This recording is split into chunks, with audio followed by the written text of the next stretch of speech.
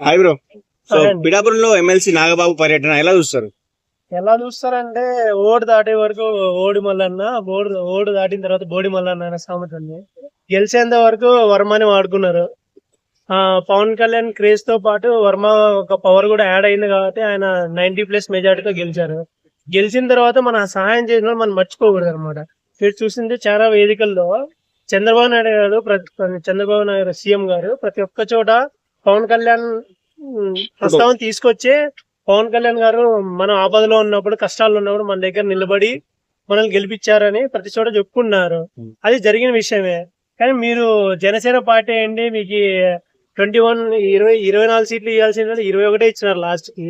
ఆ 21 కూడా మీరు ముగ్గురుతో పొత్తు పెట్టుకుని ఇండైరెక్ట్ గా కాంగ్రెస్ తోనూ ఇంకొక పార్టీతో పొత్తు పెట్టుకుని గెలిచినారు. మీరు ఓన్ గా 20 అవుట్ ఆఫ్ 21 స్ట్రైక్ రేట్ అన్నది నాగబాబు గారు ఒక టైంలో ఇండియన్ క్రికెట్ మ్యాచ్ తో పోల్చాడు అనమాట. అక్కడేమి 5 దేశాల వాళ్ళు వచ్చి పోటీ 11 మందిలో ఉండి గెలిచలేదు. సో మనం మంచి చేసిన వాళ్ళు మర్చిపోకూడదు. అంటే జనసేన వాళ్ళకు అహంకారం పెరిగింది అనుకోవచ్చు. మా వాళ్ళే అధికారంలోకి వచ్చారని చెప్పేసి వాళ్ళ వల్లే అధికారం వచ్చింది అనేది వాస్తవం అని ఎలా చెప్పగలం చెప్పండి. అహంకారం అయితే బాగా ఎక్కువ పెరిగింది. సో ఎట్లా వస్తారు మన నాగబాబు గారి పర్యటన? అక్కడ జై జగన్ అనే నినాదాలు కూడా వచ్చాయంట. జై అనే నినాదాలు ఎవరు చేశారు? టీడీపీ వల్ల వర్మ అనుచరులు చేశారు. అయితే మేబీ వాళ్ళ అనుచరులకి ఆయన చెప్పిండొచ్చు, నేను రాబోయే రోజుల్లో వైఎస్ఆర్సీపీ పార్టీలోకి వెళ్ళి అక్కడ నుంచి పోటీ చేస్తాడేమో అని. ఓకే, నడుస్తుంది. దీనికి ఫుల్ స్టాప్ పెట్టాలంటే టీడీపీ తరపు నుంచి ఏమన్నా యాక్షన్ కమిటీ తీసుకోవాలా? ఎందుకు తీసుకోవట్లేదు ఇప్పటి వరకు? టీడీపీ పార్టీ వాళ్ళు జనసేన పార్టీ మీద యాక్షన్ ఎలా తీసుకుంటారు? కాదు, వర్మకి ఏదో ఒక పదవి ఇస్తే ఆయన సైలెంట్ గా ఉంటాడు కదా. అతనికి ఏం పదవి ఇవ్వకుండా అతను నోరు వాయిస్ రైజ్ చేసేలాగా ఎందుకు చేస్తున్నారు టీడీపీ?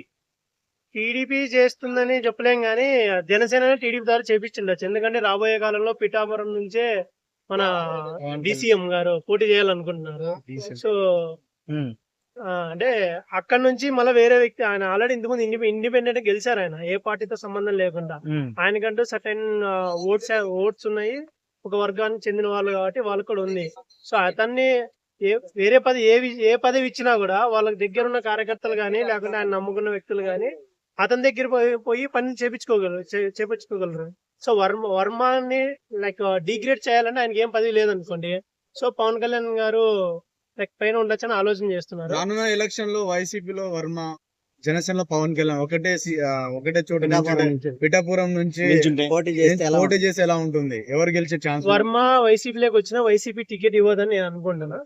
మళ్ళా వంగా గీత గారికి ఛాన్స్ ఇస్తారు. ఎందుకంటే జగన్ గారు ఒకసారి మాట ఇచ్చినారంటే పోటీ చేస్తే ఇండిపెండెంట్ గా పోటీ చేస్తే ఇప్పుడు లైక్ ఏంటంటే పవన్ కళ్యాణ్ ఒక ఐకానిక్ ఫిగర్ అయినాడు. సో అక్కడ పిఠాపురం ప్రజలు ఎలా అనుకుంటారు అంటే పవన్ కళ్యాణ్ చేసినా మాకేం చేసినా చేయకపోయినా పవన్ కళ్యాణ్ వల్ల పిఠాపురం అనేది ప్రపంచవ్యాప్తంగా తెలిసింది. సో అందుకని పవన్ కళ్యాణ్ గెలిపించుకుంటారని నేను అనుకుంటాను ఎవరు పోటీ చేసి. ఓకే, ఇలాంటి నాగబాబు యాక్ట్ వల్లే జనసేనకు నష్టం జరగచ్చా ఫ్యూచర్ లో? నాగబాబు లేదు, పవన్ కళ్యాణ్ వల్ల కూడా చాలా నష్టం జరుగుతుంది చెప్పాలంటే. నాగబాబు ఒకటే ఇప్పుడు నాగబాబు వల్ల జరుగుతుంది, లేకుంటే పవన్ కళ్యాణ్ వల్ల జరుగుతుంది. ఎందుకంటారా, సూపర్ 6 అనేది ఎవరి విధానము? టీడీపీ వాళ్ళది. సో యాజ్ జనసేన పార్టీగా మీరు పొత్తులో ఉండి కూడా మీరు ఏం స్కీమ్ చేస్తున్నారు? మీ ప్రణాళిక ఏంది? మీరేం ప్రజలు చెప్పట్లేదు. ఎలక్షన్ మొత్తం ఏం క్యాంపెయిన్ చేసాం, 30,000 మంది ఆడపిల్లలు అన్నారు,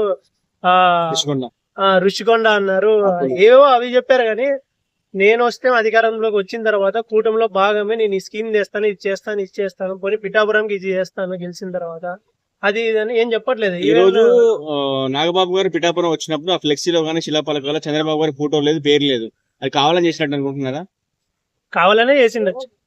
సీఎం ఫోటో పెట్టకుండా ఎట్లా చేస్తారనుకుంటున్నారు? అంటే మీరు అసెంబ్లీలో చూసినారు కదా ముందు, మనం ఎన్ని మాట్లాడుకున్నా పవన్ కళ్యాణ్ గారు ఏమన్నారు, ఇది మా కుటుంబ విషయం, మా కుటుంబంలో మీరు ఎన్ని గొడవలు ఉన్నా ఎన్ని కొట్లాడుకున్నా నెక్స్ట్ రాబోయే 15 ఏళ్లలో మీకు కూటమిగానే ఉంటాం అన్నారు.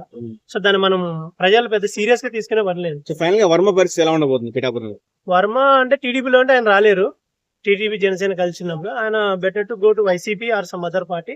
అక్కడ వెళ్ళేసి ఆయన పదవి ఇచ్చినా ఇవ్వకపోయినా లైక్ ఏదో పదవి అయితే ఎమ్మెల్సీనో ఆ విధంగా అయినా ఇవ్వగలరు ఆయనకి. సో ఆయనకి ఫ్యూచర్ బాగుండాలంటే ఆయన కంపల్సరీ ఇక పార్టీ మారాల్సిందే. అదే పార్టీలో ఉండేటట్లుంటే వేరే నియోజకవర్గం చూసుకోవాల్సిందే. Thank you.